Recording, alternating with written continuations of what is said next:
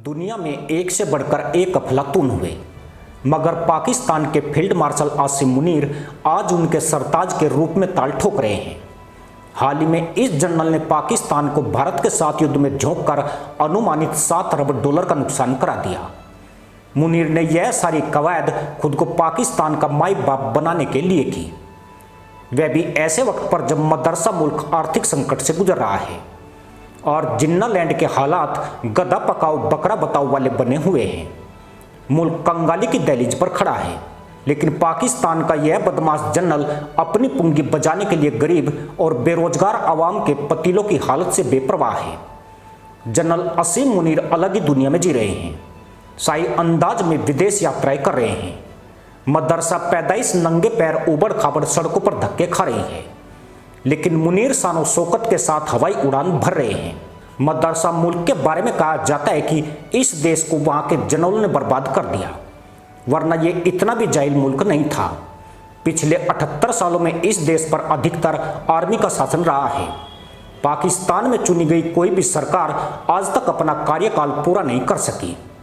जब भी यहां लोकतंत्र मजबूत होता दिखाई दिया, सेना ने सरकार को उखाड़ फेंका और सत्ता पर काबिज हो गई। यह मुल्क अल्लाह और आर्मी के नाम पर चलता है, पर यह पाकिस्तान पर शासन कर चुके बदमाश जनरलों में सबसे बड़े बदमाश है, जो पाकिस्तान पर अपना वर्चस्व हासिल करने के लिए किसी भी हद तक जा सकते हैं। तभी तो भारत के पहलगाम में आतंकी हमले की ऐसी स्क्रिप्ट तैयार की जिसकी कीमत भारत से युद्ध के रूप में चुकानी पड़ी।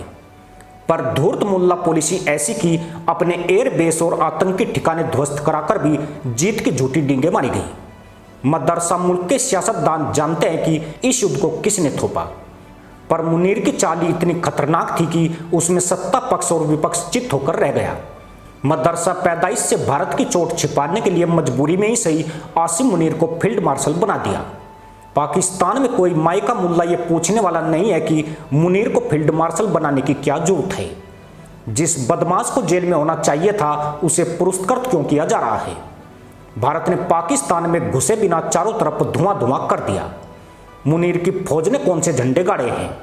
जो आर्मी टीटीपी और बीएलए के सामने सरेंडर कर कर हथियार छोड़कर भाग रही है, उसकी झूठी वाई वाई करके उस अवाम के जले पर नमक छिड़का जा रहा है जिसके पास 2 वक्त के खाने के लाले पड़े हैं। 23% लोगों को बिजली नहीं मिल पा रही है, 28% लोगों को पीने का साफ पानी नहीं मिल पाता है, 35% लोगों के पास अपना खुद का घर नहीं है, 22% लोग पैसे की तंगी के कारण गंभीर बीमारियों से जूझ रहे हैं और पाकिस्तान के 2 करोड़ 30 लाख बच्चे स्कूल नहीं जा पा रहे हैं। यानी पाकिस्तान एक डूबता जहाज बन चुका है जिसे एक बदमाश कप्तान चला रहा है, जिसकी सारी बागडोर मुनीर के हाथ में है। संसद और सरकार तो एक मुखौटा भर है। मंत्री से लेकर संतरी और कथित राष्ट्रपति तक मुनीर की उंगलियों पर नाच रहे हैं। पाकिस्तान में वही होता है जो field marshal general Asim Munir तय करता है। शायद दुनिया मदरसा मुल्क के पावर गेम को समझ गई है, तभी तो खुद को सबसे पुराना लोकतंत्र बताने वाला अमेरिका तक पाकिस्तान की सरकार के बजाय जनरल मुनीर को व्हाइट हाउस में डिनर करा रहा है।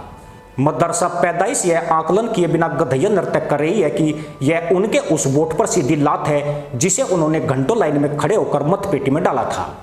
अगर देश में जनरली सब कुछ है तो फिर लोकतंत्र किस मुल्ला के तहमंद में घुसा बैठा है। पर देश की सेना ने पहले ही तय कर लिया था कि जिन्ना के सपनों के देश को गंवार, अनपढ़ और कट्टरता के दायरे तक सीमित रखना है। अगर इन्हें इससे बाहर निकाला गया तो फिर आर्मी और अल्लाह का प्रभाव खतरे में पड़ जाएगा। आज मुनीर उसी का फायदा उठाकर पाकिस्तान पर पूर्ण नियंत्रण प्राप्त कर चुके हैं। सुपर पावर अमेरिका के प्रेसिडेंट जब कहीं जाते हैं तो उनके साथ उनका पूरा लाव लश्कर चलता है। उनके पास अपने दौरों के लिए अपना बजट होता है और वो अपने देश की आर्थिक स्थिति को अपनी भव्यता से दिखाते हैं। ऐसा कोई अन्य गरीब देश नहीं कर सकता है, मगर आज उस मदरसा मुल्क का जनरल कर रहा है जिसके अवाम के तहमदों की जुएं भी भूखे मर रही है। जहाँ की मदरसा पैदाइश दाने दाने को तरसती है, उसका सुप्रीम बना बैठा जनरल नेता ऐसी शानो शौकत के साथ निकल रहा है मानो दक्षिण एशिया का सबसे बड़ा साहूकार वही है। यह तब है जबकि पाकिस्तान ने 2 महीने पहले ही इंटरनेशनल मॉनेटरी फंड के आगे अपनी गरीबी का रोना रोकर कर्ज लिया था। यह पैसा वहां की आवाम के हिस्से नहीं आया। क्योंकि कुछ हथियार खरीदने में चला गया तो कुछ मुल्ला मुनीर की आलीशान ट्रिप में जा रहा है। पाकिस्तान घोर आर्थिक संकट में फंसकर कंगाली की दहलीज पर खड़ा है, लेकिन इन हालातों के बीच आसिम मुनीर श्रीलंका के भव्य दौरे पर जा रहे हैं, जिसमें ढेरों उच्च स्तरीय सुविधाएं शामिल है, यानी खाने को दाने नहीं और विदेश में आलीशान दौरा हो रहा है।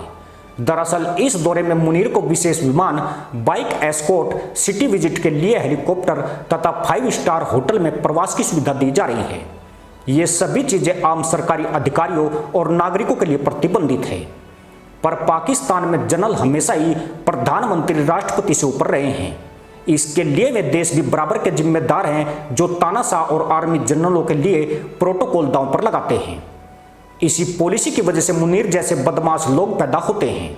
चीन और उत्तर कोरिया जैसे देशों से तानाशाही इसीलिए खत्म नहीं हो पाती है। पाकिस्तान तो यूं भी छकड़ा देश है, जिन्ना के सपनों के मुल्क की गिनती हमेशा उल्टी तरफ से शुरू होती है। कि वो वक्त दूर नहीं है कि जब बाबरी मस्जिद की पहली ईंट उसकी बुनियाद में पिंडी से एक आम सिपाही लगाएगा और उसमें पहली अजान पाकिस्तान का सिपह सलार आसिम मुनीर देगा। बहुत शुक्रिया। शुक्रिया जी। मुल्ला मुनीर की यात्रा उस समय हो रही है जब मदरसा देश लगातार महंगाई और आय में गिरावट झेल रहा है और सरकार IMF बेलआउट का सहारा लेकर बचाव की कोशिश कर रही है। आम नागरिकों और मंत्रियों पर फिजूल खर्ची रोकने के लिए कड़े उपाय लागू किए गए हैं, लेकिन सेना प्रमुख को पूरी छूट मिल रही है। पर बावजूद इसके मदरसा पैदाइश बकरी कुदान में व्यस्त है। उसे लगता है कि जनरल का यह शाही रुतबा देखकर दुनिया में पाकिस्तान की छवि बदलेगी। भूखी नंगी फटेहाल कौम से शायद भिखारी का तमगा हट जाएगा। ऐसा वे मुल्ला मुल्लाइन सोच रहे हैं जो हाल फिलहाल के दिनों में खाड़ी देशों से भीख मांगकर नए नए पैसे वाले बने हैं। पर इस मुल्क में 45% लोग गरीबी रेखा से नीचे जीवन यापन करते हैं और 16.5% लोग अत्यधिक गरीबी में हैं। इसका मतलब है कि पाकिस्तान की आधी आबादी गरीबी से जूझ रही है। चौंकाने वाली बात यह है कि जहां भारत ने पिछले 11 सालों में 17 करोड़ लोगों को गरीबी से निकाला है, वहीं पाकिस्तान में 13% लोग गरीबी रेखा से नीचे चले गए हैं। आज पाकिस्तान मानव विकास सूचकांक में 192 देशों में से 161वें नंबर पर है। भारत में गरीबी की दर 16.2% से घटकर 2.3% पर आ गई है, जबकि पाकिस्तान में गरीबी दर 4.9% से बढ़कर 16.5% पर पहुंच गई है। यानी दोनों देशों में बिल्कुल उल्टा हुआ है। जितने लोग गए हैं 45% पॉपुलेशन इस वक्त खतरे गुर्बत से नीचे है और वर्ल्ड बैंक उसमें कह क्या रहा है, वो ये कह रहे हैं कि वो $4 से भी कम कमा रहे हैं योमिया। यानी $4 से कम योमिया आपकी आधी % आबादी 12 करोड़ आवाम कमा रही है। और आपकी तनख्वाहें कितनी है? यहाँ पर आप जजेस से शुरू कर दें जो 26वीं तरमीम के बाद किसी के प्रॉक्सीज बनकर रह गए हैं, वहां से आप शुरू कर दें और आप उस पार्लियामेंट पर आ जाए, उस हुकूमत पर आ जाए जिसकी ना कोई लेजिटिमेसी है, ना उसके पीछे कोई अवाम की बैकिंग है। एक कंपैरिजन हमने किया है और उस कंपैरिजन के लिहाज से हमें जो ये हुकूमत पड़ रही है, ये 11 करोड़ रुपए 1 घंटे में वो हुकूमत पड़ी है जो कुछ नहीं कर रही। उनको भी ऑर्डर्स आते हैं, उनको भी बिल्स आते हैं और वो बिल्स एज इट इज वो ले डाउन कर देते हैं और हमें एक दिन का वो 2.6 अरब रुपए में पड़ गए। तो मुझे ये बताए ना, हमें ना ऐसी कोई जमहूरियत का फायदा है, ना हमें ऐसी कोई पार्लियामेंट का फायदा है, ना हमें कोई ऐसी अदलिया का फायदा है। मगर बदमाश जनरल को इस समस्या से कोई लेना देना नहीं है। मुल्लाओं के पास भले ही तहमद ना हो, पर जनरल कोट पतलून जरूर पहनेंगे। मुनीर के दौरे के समय पाकिस्तानी सरकार अपने लेनदारों से कर्जा न मांगने की गुहार लगा रही है, लेकिन आसिम मुनीर की भव्य यात्रा के पैसे उसके पास हैं। यह स्थिति को और संवेदनशील बना देता है। जनरल आसिम मुनीर 20 से 23 जुलाई के बीच श्रीलंका की यात्रा पर रहेंगे। उनकी इस यात्रा को अमेरिकी प्रेसिडेंट के दौरे की तरह भव्य बनाने की पूरी तैयारी की जा रही है, पर इस दौरे का खर्च पाकिस्तान की उसी जनता के टैक्स से उठाया जाएगा जो आज टोपी की सिलाई से लेकर मुल्लाइन की पिटाई तक पर GST देती है। लेकिन उसे रिटर्न गिफ्ट के तौर पर बकरी कुदान और गधैया नृत्य के प्रपोजल मिलते हैं। मुनीर की यह यात्रा 2021 में तत्कालीन प्रधानमंत्री इमरान खान की यात्रा और उससे पहले 2016 में प्रधानमंत्री के रूप में नवाज शरीफ की श्रीलंका यात्रा के बाद हो रही है। इसका साफ मतलब यह भी है कि प्रधानमंत्री शहबाज शरीफ की कोई वैल्यू नहीं है। जनरल मुनीर पाकिस्तान की दशा और दिशा की जिम्मेदारी के वाहक हैं। पाकिस्तान में यूं भी लोकतंत्र चिथड़ों में बिखरा पड़ा है। ऐसे में यहाँ की फंटर आवाम को इससे कोई फर्क नहीं पड़ता है कि उनकी लगाम किसके हाथ में है। मदरसा पैदाइश को हंटर से हाँकने की आदत पड़ गई है। पर ऐसी स्थिति दुनिया के लिए चिंता की बात है, क्योंकि आर्मी के जनरल कूटनीति के शब्दार्थ नहीं समझते हैं।